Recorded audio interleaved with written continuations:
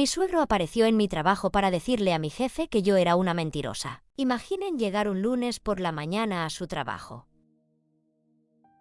El lunes de todos los lunes.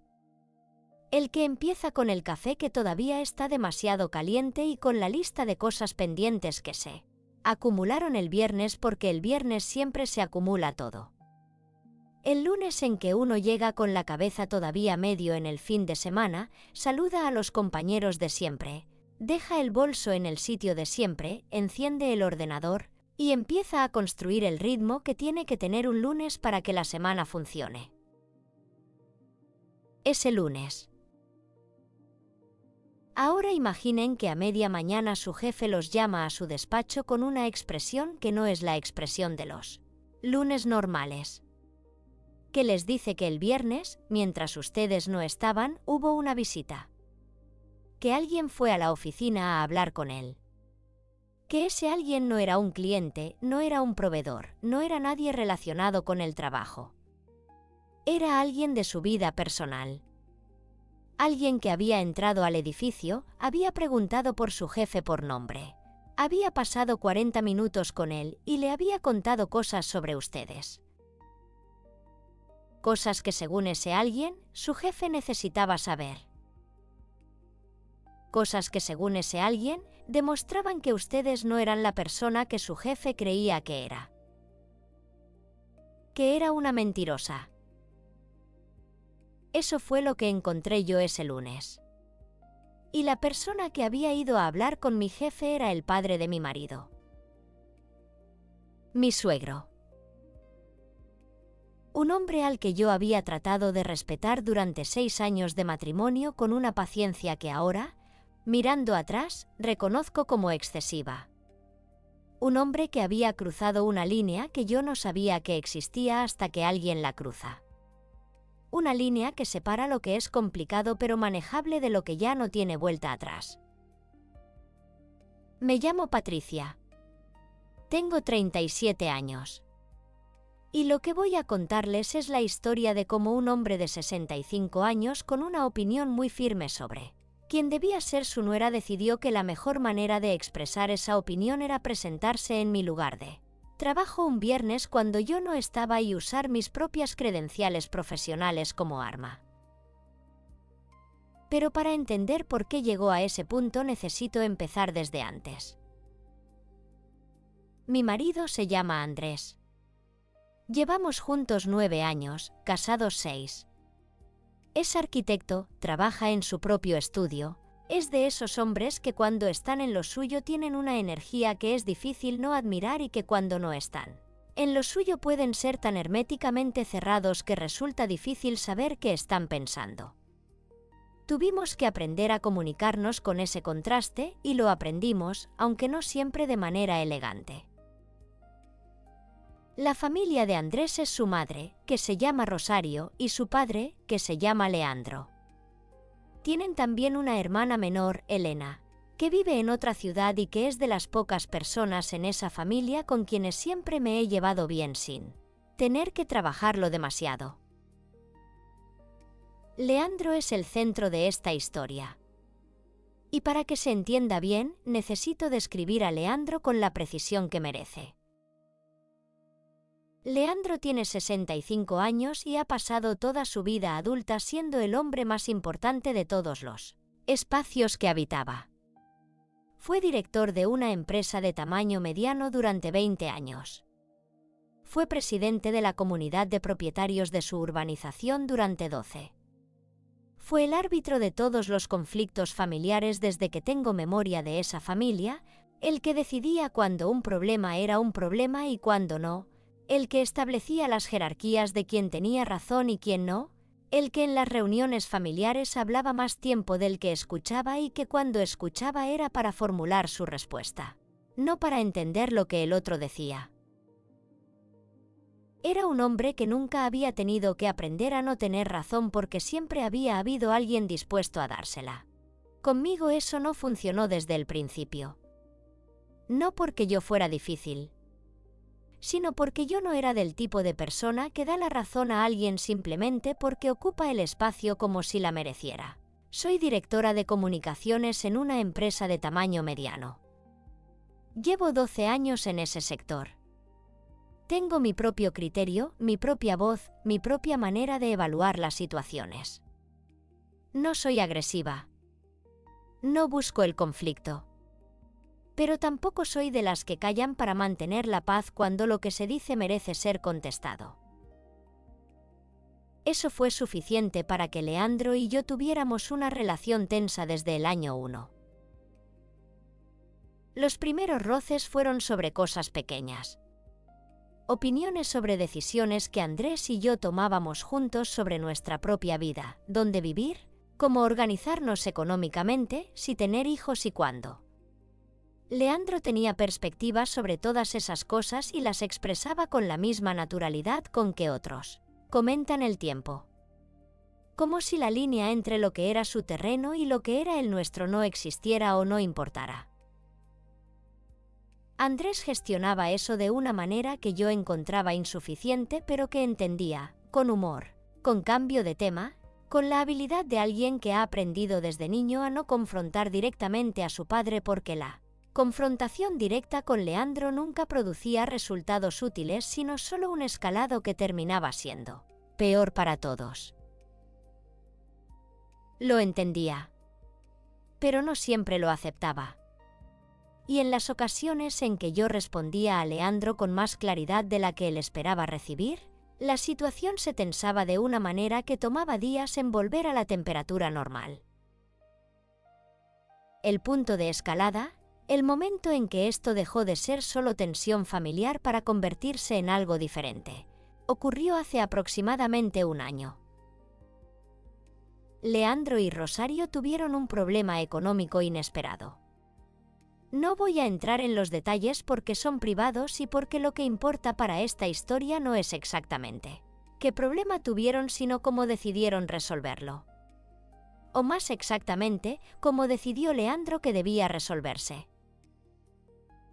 Andrés me dijo que sus padres necesitaban ayuda, que habían tenido un gasto imprevisto y grande y que estaban en una situación difícil, que quería ayudarles. Yo le dije que sí, que por supuesto, que habláramos de cuánto podíamos permitirnos sin comprometer nuestras propias finanzas y que lo hiciéramos. Esa conversación fue bien. Llegamos a un número que los dos consideramos razonable. Y Andrés se lo dijo a su padre. Leandro quería el doble.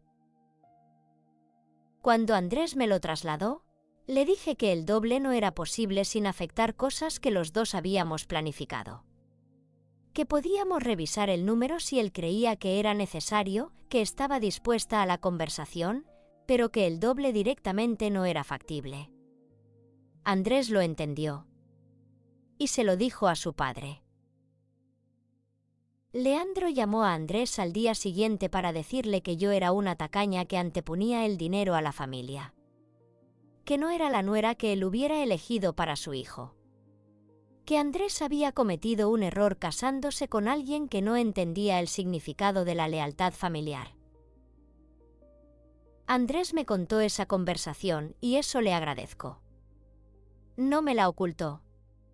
Pero lo que hizo con ella fue insuficiente. Habló con su padre. Le dijo que su comentario le había parecido injusto y cerró la conversación. No hubo más consecuencias para Leandro. No hubo ningún momento en que Andrés dijera con claridad que ese tipo de comentarios sobre su mujer no eran aceptables. Eso fue el error. No de Andrés contra mí, sino de Andrés contra la situación. No establecer un límite que Leandro pudiera entender de manera inequívoca. Y en ausencia de ese límite, Leandro interpretó que podía seguir. Lo que siguió en los meses siguientes fue un periodo de tensión creciente en el que Leandro encontraba maneras de expresar su desaprobación de mí en diferentes foros. Comentarios en las reuniones familiares. Comparaciones con otras nueras de amigos suyos que eran, según él, mucho más comprensivas. Una vez, en una cena, dijo delante de 4 personas que Andrés había heredado el talento de la familia pero que había elegido compartirlo con alguien que no lo merecía. Lo dijo con una sonrisa, en un tono que intentaba ser de broma, pero no era de broma. Yo respondí en esa cena. Con calma pero con claridad. Le dije que si tenía algo que decirme podía decírmelo directamente, que yo no me ofendía con facilidad pero que tampoco ignoraba lo que se decía sobre mí en mi presencia. Se hizo un silencio incómodo. Leandro cambió el tema. Y en el coche de vuelta a casa Andrés me dijo que no era necesario que respondiera así, que era mejor no alimentarlo. Llevábamos un año alimentándolo con el silencio y no había mejorado. Pero no dije eso. Me callé. El viernes en que todo explotó yo no estaba en la oficina. Había tenido una reunión externa por la mañana y por la tarde había trabajado desde casa porque uno de mis proyectos requería concentración sin interrupciones. No era una situación inusual. Lo hacía regularmente. Mi jefe lo sabía, mis compañeros lo sabían, era parte de la dinámica normal de trabajo. Ese viernes por la tarde, mientras yo estaba en casa con el portátil y un café, Leandro fue a mi oficina. No lo sé directamente. Lo sé porque mi jefe me lo contó el lunes.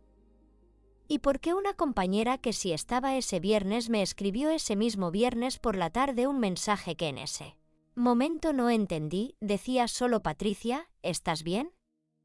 Pregunta por curiosidad. No le respondí pensando que era algo sin importancia. El lunes entendí por qué me lo había preguntado. Mi jefe se llama Fernando. Lleva 15 años en la empresa, es un hombre razonable y profesional con quien tengo una relación de respeto mutuo basada en años de trabajo bien hecho. Cuando me llamó a su despacho ese lunes tenía una expresión que no era de enfado sino de algo más difícil de leer. Era la expresión de alguien que ha recibido información que no sabe qué hacer con ella y que está evaluando cómo abordar la conversación. Me dijo que el viernes había tenido una visita inesperada. Que un hombre mayor había preguntado por él en recepción, que había dicho que era familiar mío, que tenía algo importante que comunicarle. Que la recepcionista le había pasado y que él, confiando en que era algo serio dado el tono del hombre, lo había atendido en su despacho. Y me dijo lo que Leandro le había dicho. Según Fernando, Leandro le había contado que yo llevaba tiempo mintiendo sobre mi situación personal. Que había problemas en mi matrimonio que yo le ocultaba a mi entorno laboral.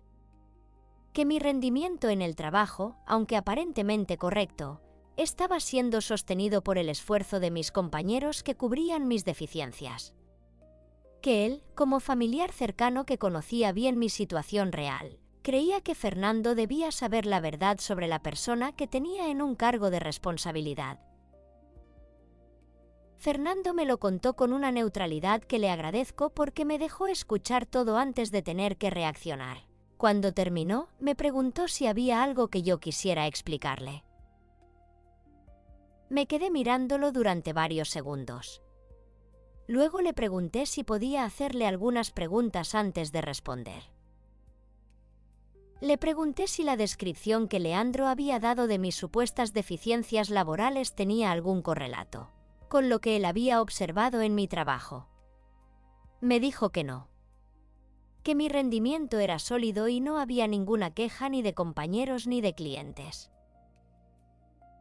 Le pregunté si había podido verificar de alguna manera la identidad de la persona que lo había visitado. Me dijo que Leandro se había identificado como mi suegro y que él no había tenido razón para dudar de eso. Le dije que no dudara. Que sí era mi suegro.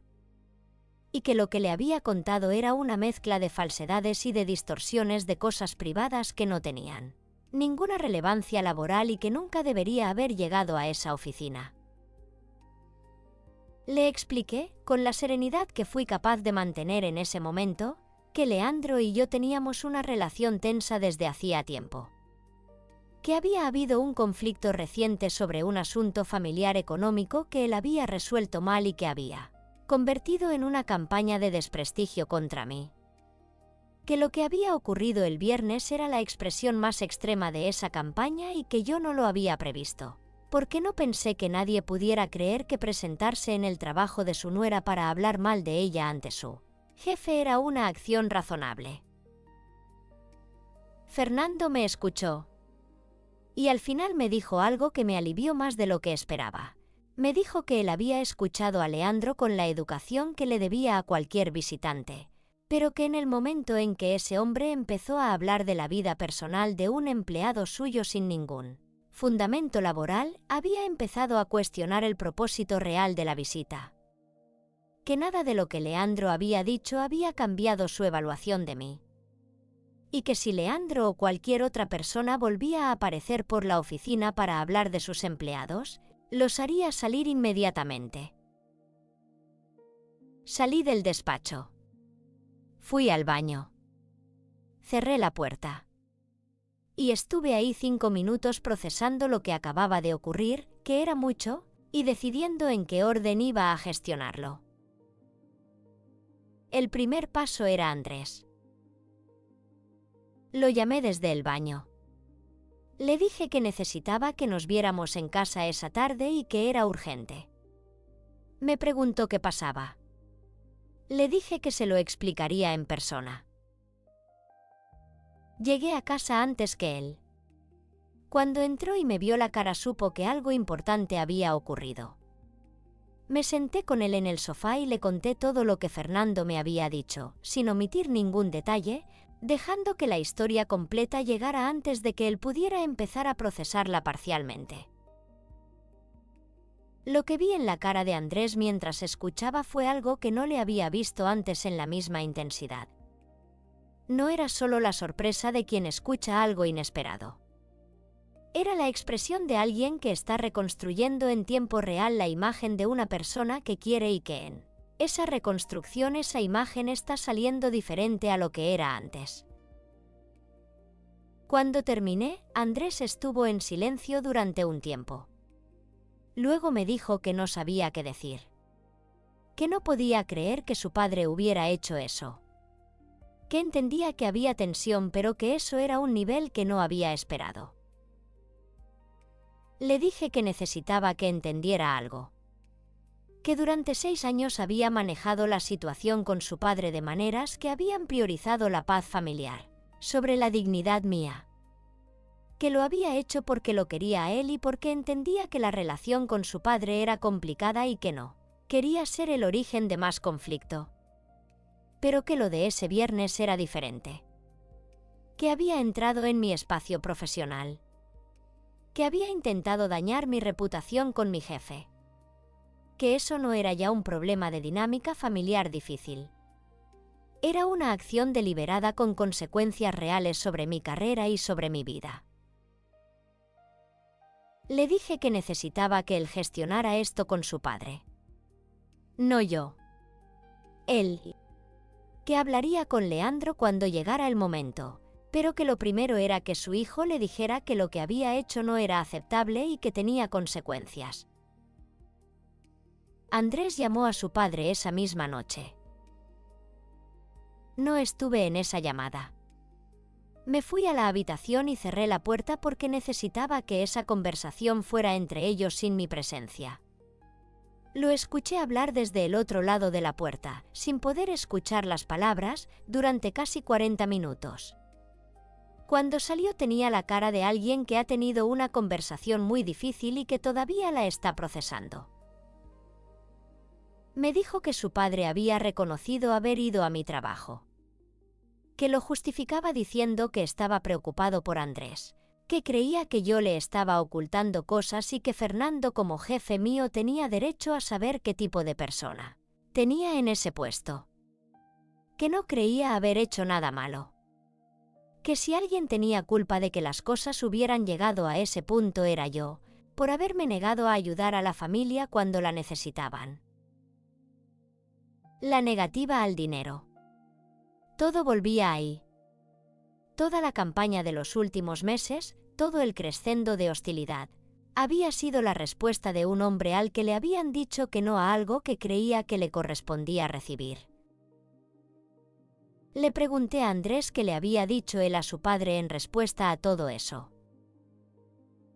Me dijo que le había dicho que lo que había hecho era inaceptable. Que no podía presentarse en el trabajo de su nuera a hablar mal de ella. Que eso tenía consecuencias en su relación con él y con nosotros. Que necesitaba que se comprometiera a no volver a hacer nada similar. Le pregunté si su padre se había comprometido. Me dijo que su padre había dicho que lo que había hecho lo había hecho por él, por Andrés, y que si Andrés no era capaz de ver eso era porque yo lo había manipulado para que no viera la realidad. Esa respuesta me dijo todo lo que necesitaba saber. No había reconocimiento. No había comprensión de que existía una línea. No había ninguna señal de que Leandro fuera a detenerse por su propia cuenta. Consulté con un abogado. Quería entender qué opciones tenía. El abogado me explicó que lo que Leandro había hecho podía constituir en términos legales una intromisión ilegítima en mi vida profesional y potencialmente una conducta de hostigamiento. Que si Fernando estuviera dispuesto a hacer una declaración sobre lo que Leandro le había dicho, y si esas declaraciones resultaban falsas o distorsionadas, tenía base para una denuncia por daños al honor y a la reputación profesional. Le dije que lo pensaría. No era una decisión que quería tomar en caliente. Lo que decidí, después de varios días y de conversaciones con Andrés, fue hacer algo antes de ir a la vía legal. Decidí hablar con Leandro directamente. Cara a cara. En un contexto neutral, sin Andrés presente porque necesitaba que esa conversación fuera mía, no nuestra, porque lo que había ocurrido en mi trabajo era algo que me había ocurrido a mí específicamente. Lo llamé por teléfono y le dije que quería reunirme con él. Me preguntó para qué. Le dije que para hablar de lo que había ocurrido el viernes. Hubo un silencio. Luego aceptó. Nos encontramos en una cafetería. Leandro llegó con esa postura suya de hombre que considera que todo espacio es su espacio, con esa manera de sentarse que ocupa más silla de la que se necesita, con esa mirada de evaluación que tiene con todo el mundo y que con las mujeres que no aprueba tiene un filo adicional. Le dije que iba a decirle 3 cosas y que después lo escucharía decir lo que quisiera. Primera. Lo que había hecho el viernes, presentarse en mi trabajo para hablar con mi jefe sobre mi vida personal, no era una expresión de preocupación por su hijo. Era un ataque a mi reputación profesional y a mi capacidad de ganarme la vida. Que esa distinción importaba y que él la conocía perfectamente aunque eligiera no reconocerla. Segunda. Que yo entendía que no le caía bien. Que entendía que no era la nuera que él hubiera elegido. Que eso era su derecho y que no me quitaba el sueño. Pero que el espacio donde esa desaprobación podía existir era el suyo, no el mío. No mi trabajo. No mi reputación. No mi relación con mi jefe. Que esos espacios eran los míos y que si volvía a entrar en ellos iba a encontrarse con consecuencias legales concretas. Tercera. Que Andrés era su hijo y lo iba a seguir siendo independientemente de lo que pasara entre los dos. Que yo no era el enemigo de esa relación. Que el enemigo de esa relación era el convencimiento de Leandro de que lo que él consideraba mejor para su hijo era más importante que lo que su hijo había elegido para sí mismo. Leandro me escuchó, sin interrumpir, lo cual me sorprendió. Cuando terminé, me miró durante varios segundos. Luego me dijo que yo era exactamente el tipo de mujer que siempre había pensado que era. Que no le sorprendía nada de lo que había dicho. Que si Andrés había elegido estar con alguien así era problema de Andrés. Le dije que estaba de acuerdo en que era problema de Andrés. Que era su vida y su decisión. y que mientras esa decisión se respetara, yo podía vivir con que Leandro no me aprobara. Pagué el café. Me levanté. Me fui. No presenté la denuncia legal. No porque no tuviera base, sino porque evalué que el costo del proceso, no solo económico sino emocional y en términos de lo que haría a la relación de Andrés con sus padres, era superior a lo que iba a conseguir con él. Que la conversación en esa cafetería había dicho lo que necesitaba decirse. Que si Leandro volvía a hacer algo similar la respuesta sería diferente, pero que por el momento había decidido que el límite estaba claro y que esperaría a ver si se respetaba. Leandro no volvió a aparecer en mi trabajo. No sé si fue por la conversación, no sé si fue por algo que Andrés le dijo después, no sé si fue simplemente porque entendió que había cruzado una línea que tenía consecuencias reales. No me importa el motivo. Solo importa el resultado. La relación entre Andrés y su padre sigue siendo tensa. Ha habido conversaciones entre ellos que han sido difíciles. Hay cosas que Andrés ha tenido que confrontar sobre la dinámica que siempre tuvo con su padre que no son cómodas de confrontar, pero que era necesario que confrontara. No es un proceso terminado. Probablemente no lo estará en mucho tiempo. Lo que sí cambió de manera definitiva fue algo en la relación entre Andrés y yo. Porque el viernes de Leandro, aunque fue un daño hecho a mí, también fue un momento en que Andrés tuvo que elegir. No de manera dramática, no en un ultimátum. Pero en la práctica, en la manera en que gestionó lo que ocurrió, en la claridad con que le habló a su padre, en la decisión de acompañarme sin suavizar lo que era suavizable, eligió. Y ese elijo es algo que llevo conmigo de una manera diferente a cómo llevaba la relación antes. A veces las crisis, cuando llegan de fuera, terminan por definir lo que hay adentro con más claridad que todos los años de funcionamiento tranquilo que vinieron antes. Eso no las hace buenas. Pero a veces las hace necesarias. ¿Tú qué habrías hecho en mi lugar cuando saliste de esa cafetería? ¿Habrías presentado la denuncia o lo habrías dejado como lo dejé yo? Déjamelo en los comentarios.